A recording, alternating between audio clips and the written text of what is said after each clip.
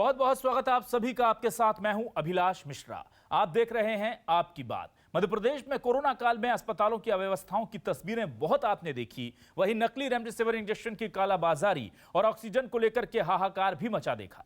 लेकिन अब तो अस्पताल में कोरोना मरीज से रेप की खबर ने हमें हिलाकर रख दिया है। आखिर मध्य प्रदेश में यह हो क्या रहा है, आज इसी मुद्दे पर करेंगे चर्चा। और इससे पहले आपको दिखाते हैं क्या है आज के सवाल जो उठा रहा है न्यूज 24 मध्य प्रदेश छत्तीसगढ़। जी हां, आज के बड़े सवाल क्या हैं ये हम आपको दिखाने जा रहे हैं कि मध्य प्रदेश में आखिर ये क्या हो रहा है। अस्पताल में कोरोना मरीज से रेप, अस्पताल में नकली इंजेक्शन से मौत, एमपी में आखिर ये हो क्या रहा है। कभी अस्पताल से डॉक्टरों की हड़ताल की खबरें आती हैं, कभी पैरामेडिकल स्टाफ नाराज होता है, कभी ऑक्सीजन के लिए पैरों में गिरते लोगों को हमने देखा, और अब तो हद हो गई। अस्पताल में नकली इंजेक्शन से मरीजों की मौत हो रही है। अस्पताल में मरीजों से, कोरोना के मरीजों से रेप हो रहा है। आखिर ये क्या हो रहा है, बड़ा सवाल है।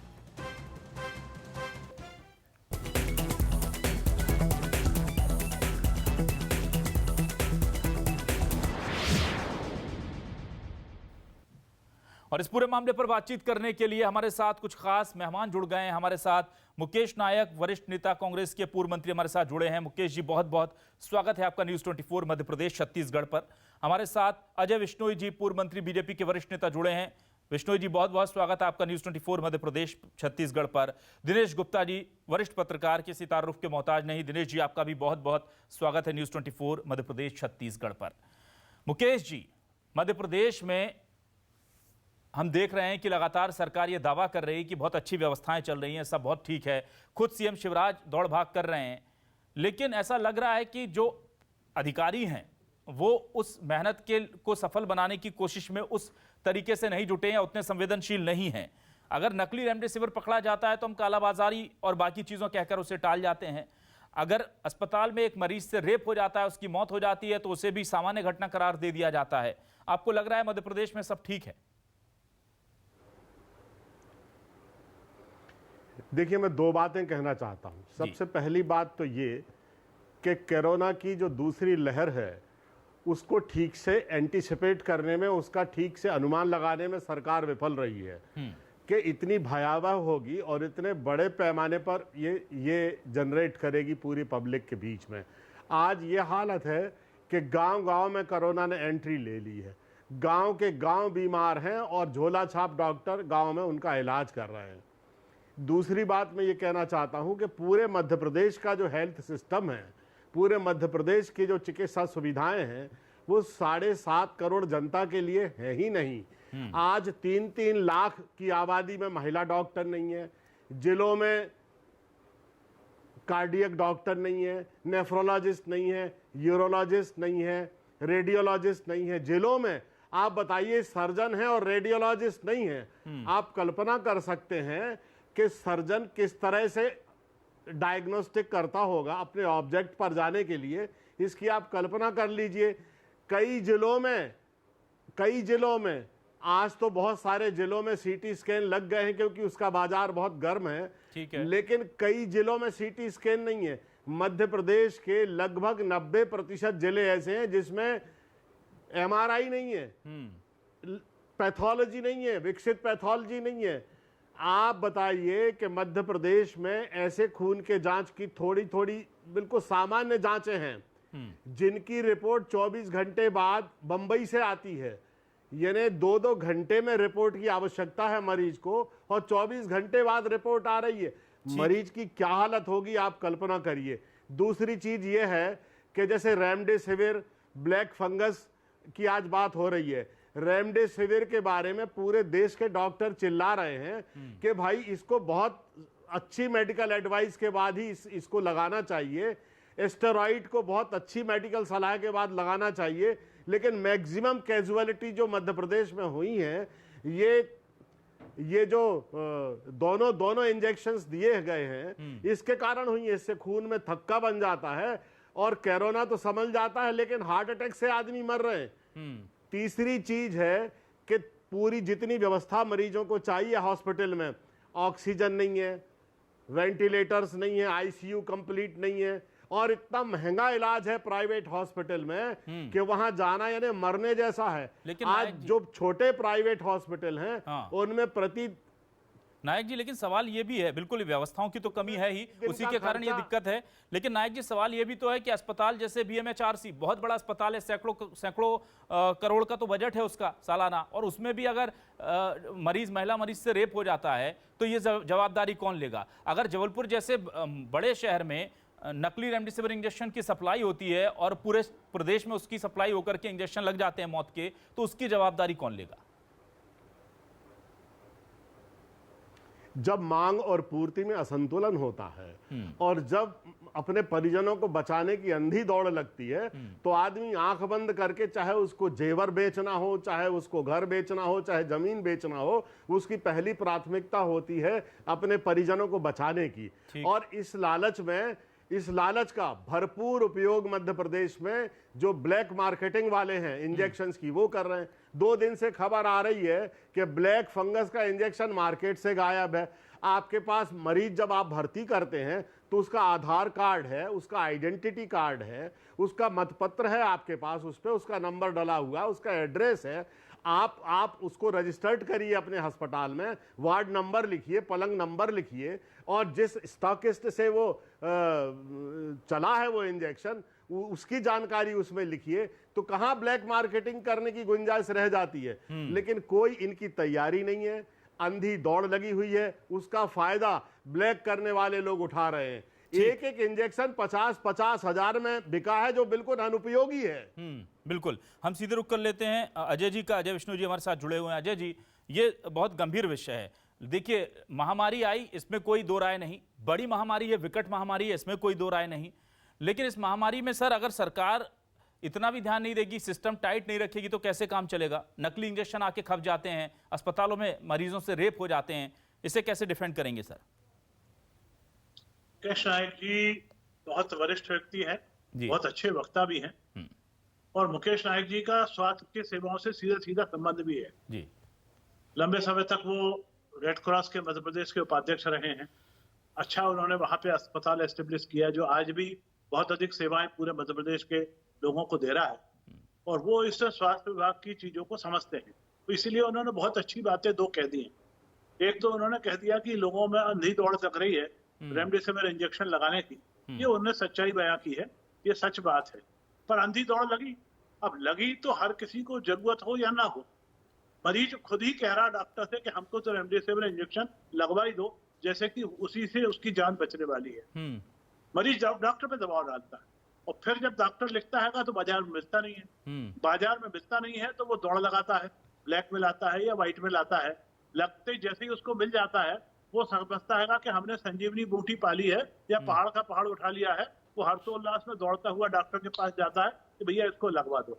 न डॉक्टर को देखने की फुर्सत है कि वो नकली है, न मरीज को देखने की फुर्सत है कि वो नकली है। ये नकली कहाँ से पकड़े गए? नकली पकड़े गए उस कारखाने से जहां ये बन रहे थे, और वहीं पकड़े जा सकते थे। मैदान में जितनी आपाधापी में रेमडेसिविर की चल रही थी, कोई सोचता है कि डॉक्टर पकड़ लेगा, कोई मरीज पकड़ लेगा, ये ऐसी संभावना कम है। एक भोपाल से जरूर खबर आई थी कि किसी डॉक्टर ने रेमडेसिविर इंजेक्शन कुछ दिन पहले पकड़ में उसके आ गया था। तो गुजरात की सरकार को अपन बधाई दे सकते हैं, गुजरात की पुलिस को बधाई दे सकते हैं, उन्होंने तुरंत कार्रवाई करी, उसके तार जबलपुर तक ढूंढ के निकाले, जबलपुर आई, जबलपुर की पुलिस ने तुरंत कार्रवाई करी, और जो संबंध में लोग थे उनको उठा के जेल में भी भेज दिया, उनको रासुका में भेज दिया। अब मुख्यमंत्री शिवराज सिंह चौहान और कड़े फैसले करने के लिए बहुत अच्छे से मन बना के बैठे हुए हैं।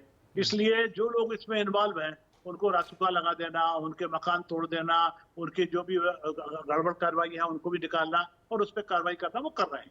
तो प्रशासन अपना काम कर रहा है। रेप को लेकर के सर, आप रेप को लेकर के भी कोई प्रतिक्रिया दे दें? अस्पताल में रेप हो जाता है, बीएमएचआरसी जैसे रेप को लेकर क्या प्रतिक्रिया हो सकती है? निंदा और घोर निंदा और कठोर निंदा, चाहे जो शब्द इस्तेमाल कर लीजिए, कोई भी उसको अच्छा तो नहीं कहेगा ना। वो तो गलत हुआ है, बहुत ज्यादा गलत हुआ है। और यदि वो चूंकि सरकारी अस्पताल के अंदर हुआ है, एक सरकारी मुलाजिम के द्वारा हुआ है, तो निश्चित रूप से सरकार भी उसकी जवाबदेही करना चाहिए। मैं समझता हूँ कि सरकारी अमले से उसकी जो पूछताछ हुई होगी, सीधी मेरे को जानकारी नहीं है, पर मैं कुल मिला के मैं भी उस विषय की निंदा करूंगा और ये अपेक्षा करूंगा वहां के स्वास्थ्य विभाग के अमले से, मेडिकल कॉलेज के डीन से, डायरेक्टर से, सुपरिटेंडेंट से, हमारे जो विश्वास सारंग जी मंत्री हैं, इन सबको उस चीज की चिंता करना चाहिए और जवाबदारी लेना चाहिए। ऐसा घिनौना कर्म नहीं होना चाहिए किसी भी कीमत पे, और जिन्होंने किया है उसको सजा क्या होगी उसके बारे में मैं कुछ नहीं कहना चाहता। जो कठोरतम सजा उसको दी जा सकती है निश्चित रूप से दी जाना चाहिए। उसने इंसानी रिश्तों को शर्मसार किया। बीएचएमआरसी में जो महिला से रेप हुआ उसे लेकर आज कमलनाथ जी ने भी ट्वीट कर दिया, महामारी में महापाप, बहन बेटियां अब अस्पताल में भी सुरक्षित नहीं हैं, ये कमलनाथ ने कहा, और दोषियों को पकड़ लिया गया है, कड़ी सजा मिलेगी, ये विश्वास सारंग ने कहा है। उधर हम सीधे रुख कर लेते हैं अब दिनेश गुप्ता जी। जिस तरह से विष्णु जी कह रहे हैं कि हालात ही इतने ज़्यादा ख़राब थे कि लोग भाग रहे थे, और लोग भाग रहे थे तो मिलावटखोर जो हैं वो नकली सामान बनाकर बेच रहे थे, तो क्या आपको लगता है कि इस पूरे जो कोलैप्स हुआ है, चीज़ें जहां गड़बड़ हुई हैं, उसके पीछे केवल हालात जिम्मेदार हैं? क्या प्रशासनिक जिम्मेदारी नहीं होती है? क्योंकि अगर इतनी बड़ी तादाद में ब्लैक मार्केट में इंजेक्शन आ रहे हैं जिसकी 30-40 हज़ार में लोग खरीद रहे हैं और वो भी नकली खरीद रहे हैं, तो कहीं कोई बिल्कुल सिस्टम इसमें इन्वॉल्व नहीं होना चाहिए क्या दिनेश जी?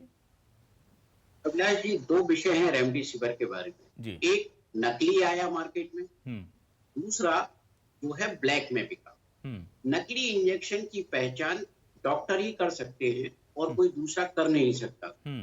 इंजेक्शन की पैकिंग इतनी नई थी कि डॉक्टर भी शायद उसकी पहचान करने में असफल रहे होंगे। ठीक है। कुछ दिनों पहले सोशल मीडिया पर इसका एक जो है वो चल रहा था कि क्या क्या दोनों में अंतर है, असली और नकली में।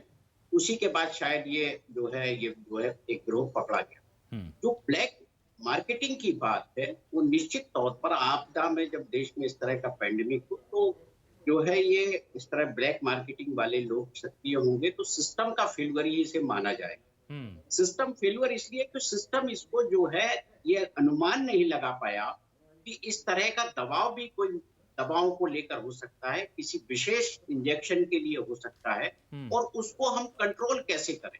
हमारा ये जो प्रेजेंट सिस्टम है, एडमिनिस्ट्रेटिव सिस्टम जो है, वो इस तरह के पैंडेमिक के लिए ट्रेंड नहीं है, क्योंकि ये जब तक इस चीज की ट्रेनिंग नहीं होगी पैंडेमिक से कैसे निपटा जाए और किस तरह के पैंडेमिक से कैसे निपटा जाए, तब तक हमारी जो प्रशासनिक व्यवस्था है वो इसी तरह से जो है फेल होती रहेगी।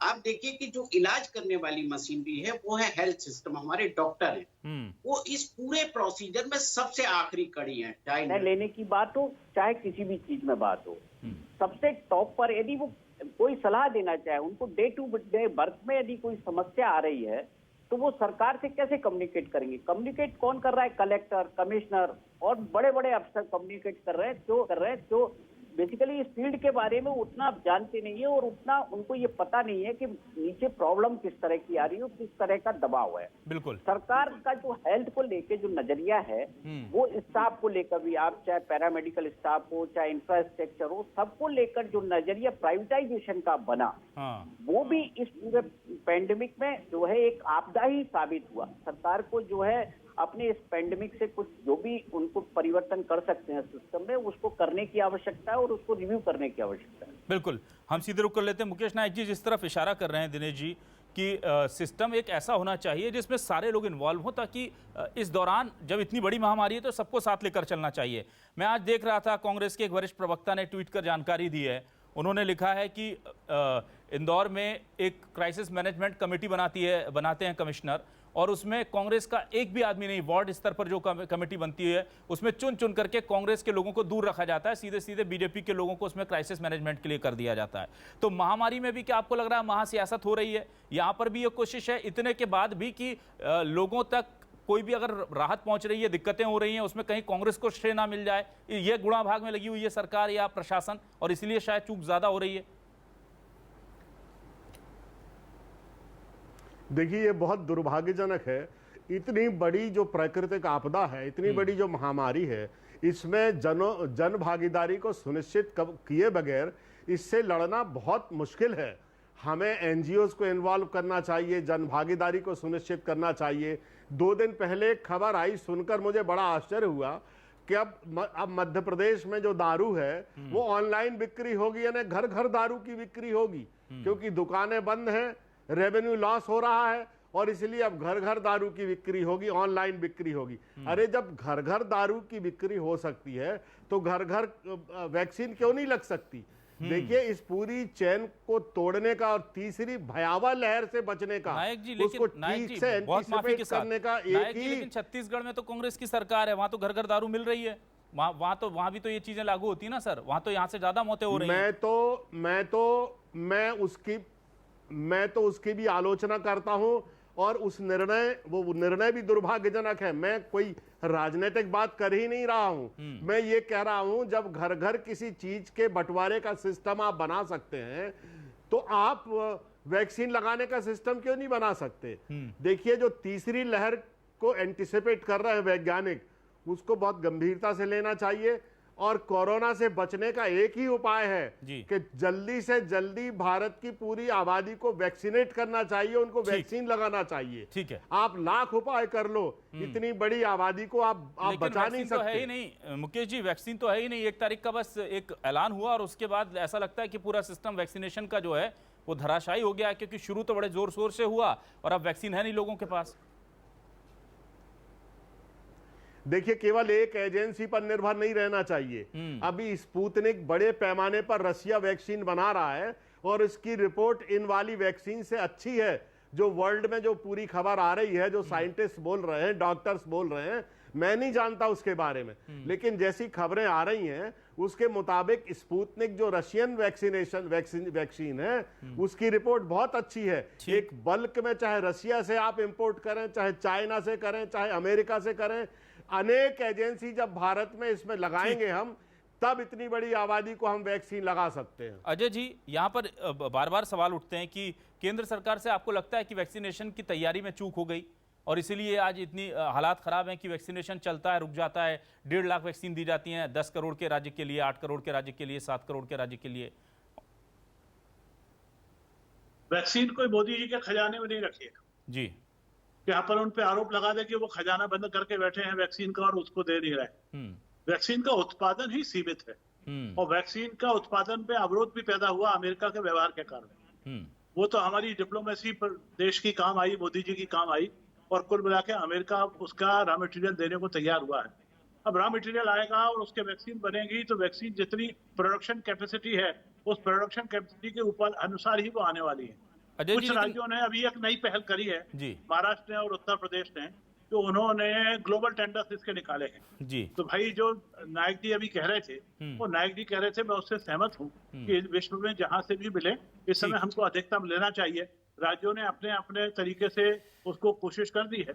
मध्य प्रदेश ने भी जो है वो 5.5 करोड़ के या करीब वैक्सीनेशन के डोज जो है वो ऑर्डर किए हुए हैं। ठीक है, ऑर्डर कर देना एक बात है, वो मिल जाना दूसरी बात है। और मिलेंगे तभी जब उसका प्रोडक्शन होगा, और प्रोडक्शन तभी होगा जब उनके पास रॉ मटेरियल होगा।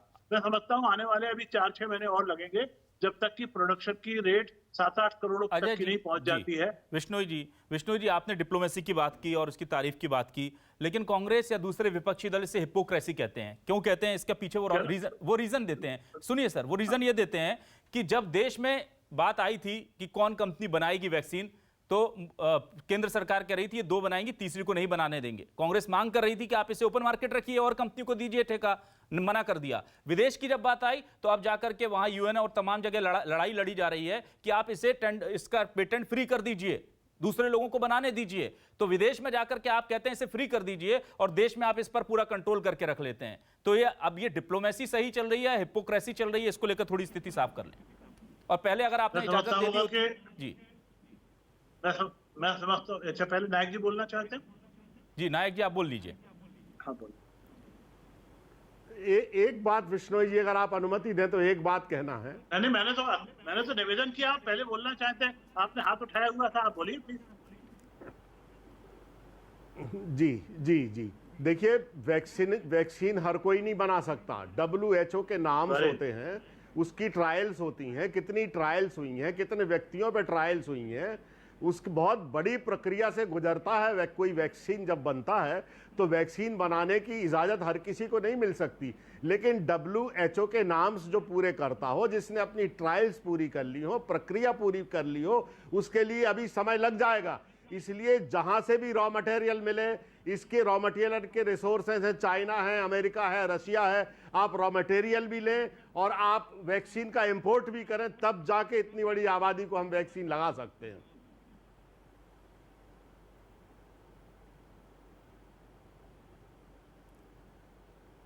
विष्णु जी। जी देखिए, मैंने पहले ही कहा था कि मुकेश नायक जी जो है स्वास्थ्य विभाग की जानकारियां रखते हैं और इसलिए उन्होंने उस बात को बहुत स्पष्ट कर दिया है कि वैक्सीन तो जिसको बनाना आता है वही बनाएगा, जिस चाहे को इसका लाइसेंस नहीं दिया जा सकता है कि 2 की जगह 20 हम वैक्सीन प्रोड्यूस करने वाली कंपनियां खड़ी कर ले और मल्टीप्लाई कर ले, वो संभव नहीं है। आज की तारीख में हम जो ग्लोबल टेंडर के माध्यम से वर्ल्ड ओवर से कोशिश कर रहे हैं, एक तरीका वो हो सकता है। रॉ मटेरियल जिस तरीके से आएगा और जितनी तेज गति से आएगा उसके बाद ही उसका प्रोडक्शन बढ़ेगा और प्रोडक्शन जब बढ़ेगा तभी उसको लगाने की बातचीत होगी। ये बात अपन जरूर कह सकते हैं कि जरा सभी राज्य सरकारों ने इस बात की जल्दीबाजी कर दी कि बहुत जल्दी घोषणा कर दी कि 18 साल से 45 साल के लोगों को हम सर ये घोषणा राज्य सरकारों ने नहीं की थी सर, सॉरी, ये तो पीएम साहब आकर के बोल गए कि 1 तारीख से शुरू करो 18 साल का वैक्सीनेशन। यही तो गड़बड़ हो गई। कर दिया ना जी भाई, राज्यों को करना था। हर एक राज्य को ये देख लेना था कि मेरे पास कितनी वैक्सीन है, उस वैक्सीन के हिसाब से उनको अपना कार्यक्रम बनाना था। पर अधिकांश लोग आदि उत्साह में थे और अति उत्साह में उन्होंने 1 तारीख से शुरुआत कर दी। मैंने तो माननीय मुख्यमंत्री शिवराज सिंह चौहान जी को उसी समय पत्र लिख के कहा था कि जरा थोड़े दिन इंतजार कर लेना चाहिए और जब हमारे पास पर्याप्त वैक्सीन हो जाए तब हम कहीं इसको मैदान में उतरना चाहिए, क्योंकि जैसे ही एक बार मैदान में उतरेंगे लोगों में इसके लिए उत्सुकता भी है और उत्साह भी है और नौजवानों में वैसे भी ज्यादा उत्साह होता है और अति उत्साह में नौजवान कई बार जो है अनुशासनहीनता भी कर बैठता है। तो ऐसी स्थितियां ना खड़े हों, ऐसे दृश्य ना खड़े हों, इसके लिए अपने को इंतजार करना चाहिए जब तक कि पर्याप्त वैक्सीन की हमारे पास उपलब्ध नहीं हो जाती। दिनेश जी, आपको लगता है वैक्सीनेशन को लेकर के सरकार, केंद्र सरकार की खासतौर से नीति बिल्कुल सही रही है और वैक्सीनेशन का संकट जो है वो केंद्र सरकार इस स्थिति में इससे बेहतर कुछ नहीं कर सकती थी, इसलिए खड़ा हुआ है? देखिए अभिलाष जी, जिस तरह का दबाव हमारे सामने था और जिस तरह के हालात हमारे सामने, तो सरकार चीजों का आकलन करने में कहीं ना कहीं हम जो है असफल साबित हो रहे थे। इस बात में कोई डिबेट नहीं है। ये आप किसी भी व्यक्ति से, किसी भी राजनीतिक दल से के नेता से आप बात करेंगे तो इसको स्वीकार करेगा। लेकिन इसका हल क्या है आप बताइए। यदि 2 कंपनियां बना रही हैं, उसकी क्षमता हमको मालूम है। पहले ये दबाव था कि आपने एज लिमिट क्यों रखा हुआ है, आप सभी को क्यों नहीं लगाते हैं। जब सभी को लगाने का आपने 18 वर्ष से ऊपर का जिन पर ये ट्रायल जो है रहा है उनको यदि हमने ओपन कर दिया, अब वैक्सीन नहीं है, तो ये एक डिफरेंट तरह का मैनेजमेंट है और ये इसमें कहीं ना कहीं जो समन्वय की आवश्यकता थी, इस तरह से सारे राज्यों से, उस जो बनाने वाली जो कंपनियां हैं उनसे जो संवाद से जिस तरह से हो सकता था वो सरकार ने मुझे लगता है किया होगा। ऐसा नहीं है कि वो उसको उन्होंने अनदेखा कर दिया होगा। आज जो है जो तीसरे लहर का जो अंदेशा है, तो फिर से एक बार वैक्सीनेशन को लेकर लोगों में हड़बड़ाहट है। ये जितना पैनिक दिख रहा है ये तीसरी लहर की संभावना में भी बहुत ज्यादा है। ठीक है। और मुझे लगता है जब स्पुतनिक आएगा तो बहुत सारी चीजें जो है इसमें हमको ये सामान्य होती हुई दिखाई देंगी। बिल्कुल। मुकेश जी, बहुत छोटा सा एक 30 सेकंड का आपसे रिएक्शन चाहूंगा। जो गलतियां हो गई सरकार से हो, राज्य सरकार से हो, प्रशासनिक हो, अलग जगह है, लेकिन क्या अब ब्लैक फंगस या तीसरी लहर को लेकर के आपको लग रहा है कि सचेत हैं? आपको लगता है कि अभी भी बहुत कुछ सुधार की आवश्यकता है सिस्टम में? सुधार की निश्चित रूप से आवश्यकता है और जो वैक्सीनेशन होना चाहिए सबसे पहले जैसे स्वास्थ्य कर्मचारियों को किया, ये अच्छा निर्णय है। फिर सब्जी बेचने वाले, खोमचे वाले, होम डिलीवरी करने वाले, मजदूरी करने वाले मजदूर, उनको वैक्सीनेशन होना चाहिए था जिनका एक्सपोजर ज्यादा है। अमेरिका में, इटली में, चाइना में इसी क्रम से वैक्सीनेशन हुआ है कि जो कोरोना वॉरियर्स हो सकते हैं उनको ठीक से चिन्हित करके पहले वैक्सीन उनको लगाना चाहिए। ठीक है। विष्णु जी, आपसे अंतिम कमेंट में लेना चाहूंगा, क्या कहेंगे आप? क्या आपको लगता है कि सुधार की अभी बहुत जरूरत है और अब तीसरी लहर से निपटना हो या ब्लैक फंगस जिसमें मध्य प्रदेश के आंकड़े चौंकाने लग रहे हैं लगभग, और मुझे डर है, आशंका है कि ऐसा ना हो कि आने वाले दिनों में मध्य प्रदेश के लिए ये नई मुसीबत बड़ी हो जाए, इसको लेकर के तैयारी पूरी है? ब्लैक फंगस को लेकर 4 दिन पहले मैंने टेलीफोन लगा के मुख्यमंत्री जी को इस विषय में जानकारी दी थी। उसी दिन वो जबलपुर आए थे। जबलपुर की बैठक में भी मैंने विस्तार से एक विषय रखा था कि ब्लैक फंगस को कंट्रोल करने के लिए क्या कदम सरकार को उठाना चाहिए। एक पत्र भी मैंने माननीय मुख्यमंत्री जी को लिखा था। और ब्लैक फंगस कितनी ज्यादा घातक है, कितनी गंभीर है और कितनी तेजी से पैर पसार रही है, हम आपको सिर्फ बता रहे हैं। जबलपुर का आज मैं गया हुआ था, जबलपुर हॉस्पिटल है, डॉक्टर रजित धीरामाणी जी के पास बैठा था। उन्होंने बताया कि 1 हफ्ते में उनके अस्पताल में 12 ऐसे केसेस आ चुके हैं और 12 केसेस में से 6 मरीजों की वो आंख खुद अपने हाथ से निकाल चुके हैं। इतना गंभीर है ब्लैक फंगस, और इसके लिए जरा भी बहस की कोई गुंजाइश नहीं है। इसकी तैयारियों की आवश्यकता है। क्या तैयारियां करना चाहिए आपके टेलीविजन पे भी बताने के लिए समय आपके पास नहीं बचा है, पर हम ये बता दें, और सरकार ने भी इस पे कदम उठाया है। पर मैं समझता हूँ अभी सरकार ने जो 2 घोषणाएं की हैं जबलपुर और भोपाल में वार्ड बनाने की, अकेले उससे काम नहीं चलेगा। हमको तो नीचे का जो पैरामेडिकल का स्टाफ रोज हमारे कोरोना के वकील मरीजों को ट्रीट कर रहा है, उसको सिखाना पड़ेगा, ऑनलाइन ट्रेनिंग देना पड़ेगी कि वो तुरंत कैसे पहचाने कि ब्लैक फंगस दस्तक दे चुका है, और पहचान के किसको रिपोर्ट करे। डॉक्टर्स की मैपिंग करना पड़ेगी, और उसके इलाज के लिए जो दवाइयां चाहिए, वो दवाइयों का स्टॉक चाहिए। वो दवाइयों का स्टॉक मार्केट से गायब हो गया है। ये बात मुकेश नायक जी भी कह रहे थे, ये मैंने भी माननीय मुख्यमंत्री जी के ध्यान में लाया है। ये दवाइयां नहीं होंगी तो वाकई में मरीज बहुत ज्यादा कष्ट पाएंगे, और बहुत से लोगों को जान से हाथ धोना पड़ेगा। बिल्कुल, और कहीं ये रेमडेसिविर जैसी कोई दूसरी मुसीबत ना खड़ी हो जाए जिससे फिर कालाबाजारी, ब्लैक मार्केटिंग, मिलावट, ये तमाम चीजें शुरू हो। आप तीनों ही गेस्ट हमारे, मुकेश नायक जी, अजय विश्नोई जी, दिनेश गुप्ता जी, बहुत बहुत शुक्रिया आपका हमसे जुड़ने के लिए और इस पूरे मुद्दे पर इतनी सार्थक बात करने के लिए। हम यहाँ पर एक छोटा सा ब्रेक ले रहे हैं, इसके आगे हम करेंगे छत्तीसगढ़ की आपकी बात।